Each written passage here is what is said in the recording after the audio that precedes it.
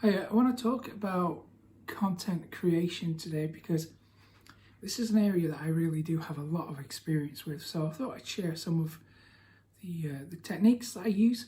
So maybe you're stuck trying to figure out how to get started with content marketing or how to create content. You don't know what to say. You don't know what type of content to create. Well, by the end of this, you will know. So I'm going to give you a really solid strategy that anyone can use. So let's get down into it. So what I want you to do is map out something called a customer journey. So a customer journey, I've actually spoken about this a few times before, so excuse me, I'll put my brew down here. So what it is, it maps out all the steps that a customer has to take in order to solve their problem. So what I want you to do is grab a pen and paper, turn it, horizontal that way, and we're going to start on this side. So I want you to draw a P on there, and then I want you to draw a line to this side of the page, and then we draw an S on there. So problem, solution. So we need to take your customers from having this problem over to arriving at the solution. Okay, makes sense? So what you need to know is the three big things that they need to do to arrive at that solution. Now, you can use a hunch, so you can just kind of guess at this stage. That's fine, because if you get it wrong, and you know what, we all get things wrong, it's a part of learning, it's a part of growing a business. But if you do get it wrong, don't worry, you can always just swap it out later on and start doing a different topic. So you need to know the three big things that someone needs to do in order to solve their problem. So let's say someone wants to build an internet business. They need a website, okay? They've got no tech knowledge, they've never done anything like that before. What do? So step one, well, they're going to have to register a domain name. Step two, they're going to have to choose a web host. And then step three, they're going to need some kind of CMS like WordPress or Joomla or Drupal or even Wix, right? They need something that makes their website actually usable. So once you have your big three things that they need to do, underneath these milestones, what I want you to do is think about the problems that they face in each one, the fears, the obstacles, the objections, the things that prevent them from achieving that milestone.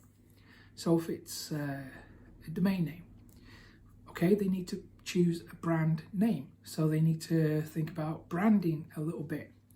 They need to know about keywords. What are people searching for? They need to know the difference between a .com and a .org or a .net. They need to know how to set up the DNS to make it link up to a website. So they need to know about name servers, unless you make it really easy for them and just tell them how to get an all-in-one solution. So you have to think about all the steps that they need to go through in order to achieve that milestone. Think about the fears that they have. You know, are they going to be worried that it's too technical, that it's too expensive? What if they get the wrong domain name? What if it sounds silly? How do they verify that it's actually a good domain name? What about other social media profiles? They need to think about that too. What if the name they want is taken? So you have to get inside their head to some degree and just list out all the things that they're worried about, that prevents them. And then you move on to the next one, the step two. So if it's web hosting, well, you and I both know there's a lot of really bad hosting companies out there. So how do you choose the right one? What do you look for? What type of hosting do they need? Do they need cPanel? Do they need pre-installed software? How do they manage their web hosting account? How much does it cost? What's a reasonable amount of money to spend on a web host, all these things, and you list them down, whatever is relevant to your niche. And then you move on to the final step. So if we're looking at building a website, so they need a CMS. Do they have to learn how to code? Do they have to learn how to use a brand new system from scratch? What's the difference between Drupal and WordPress? What's the best solution for them? What if they want to add e-commerce on there? How are they going to accept payments? This kind of thing. So just list out all the stuff that they're worried about. And when you have these lists, and listen, it's okay if you only list, 2 or 3 per each step to just get going with. That's fine. Now you have a list of content ideas, but it's results-driven content. So it helps people to achieve results. It gets results for you as well. It moves people forward and it builds your business. So you list out all these content ideas and they are your talking points. So you can do this through blog posts, you can do it through podcasts, you can do it through video. I always recommend video. I think it's got the highest level of engagement, and I was reading somewhere, I'm not sure what the source is, but I was reading that video attracts 300 times more visitors, get me brew. Yeah, 300 times more visitors, 300 times more traffic than anything else. So I think if you're going to create content, it's got to be video, right? But you don't even have to be on camera.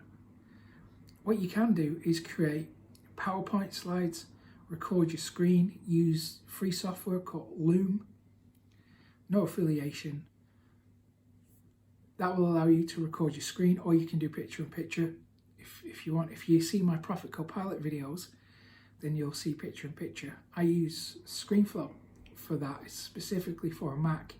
But Loom will run on anything, I'm pretty sure. So, let's say you've got your content ideas. I've put too much sugar in that. So, let's say you've got your content ideas. What do? How do you structure your content? So, the first thing that you need to do is really have a hook. So, this is going to grab their immediate attention, and it's going to keep them watching. So the best way of keeping their attention is to tell them what they're going to learn and give them the benefits of it. So if you can address one of the obstacles, one of the fears, one of the concerns that is preventing them from achieving results, and then just knock it down. Say, well, by the end of this, you're going to get good results. And then you can introduce yourself if you're fairly sure they're not familiar with who you are. It's probably a good idea to introduce yourself and say who you are, where you're from, that kind of thing, which website you're from. I always forget to do that bit, but in a lot of my Profit Copilot videos, I'll just put like my name at the bottom, like in text, because I always forget to introduce myself. So I put that in there to introduce myself, and then what you can do if you really want to get if you want to build an email list or you want to get subscribers, what you can do is then have a call to action really quickly.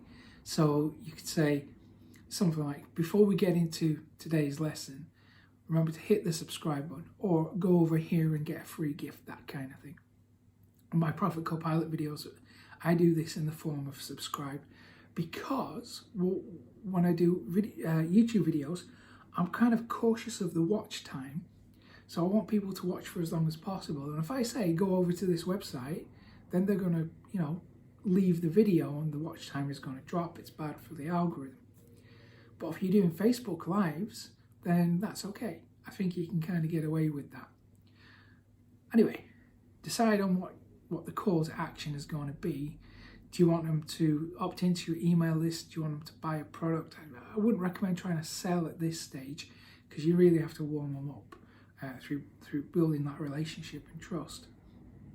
But then you go into a story or the meat of what you want to teach them, And I think it's probably best to have educational content or a story or inspirational. If you can get away with it, entertaining content as well. They all work really well, but I think the most powerful one is educational, because people love to learn new stuff, and chances are you're going to promote or sell a product that helps them to learn something new, right? So it makes sense to start that early as possible, get them into that mindset of learning something new. And then when you teach them, so you give them the steps that they need to go through in order to solve one of these hurdles or objections or issues that they're facing that prevents them from completing the milestone. You only focus on one of these things per video. You can focus on one per week if you want, so you can chuck out a load of videos all about one issue if you want. That's fine. Then you wrap up with a call to action again at the end, and this can be the same as the beginning, or you can ask them to do something else. What I like to do on my videos, my Profit Copilot videos, is I ask them to go to a landing page, which is profitcopilot.com/traffic. I teach them how to get more traffic to the website when they go visit that page, profitcopilot.com/traffic. I say that verbally at least once, and then I have it on the bottom of the screen in text as well, and then I have a link in the description for people to click. And then I ask them to like the video or subscribe, probably both, I think. So that's how I structure my videos, and they tend to work pretty well. So you're creating content that helps people, and you're asking for something in return. You're asking for a small commitment, right? Asking them to visit a web page. It's not much. So if you have found this useful, give it a thumbs up. If you haven't, give it a thumbs down. And if you want more of these videos, then subscribe and hit the notification bell thing so you get notified the next time I upload one of these, which is going to be pretty soon. Take care.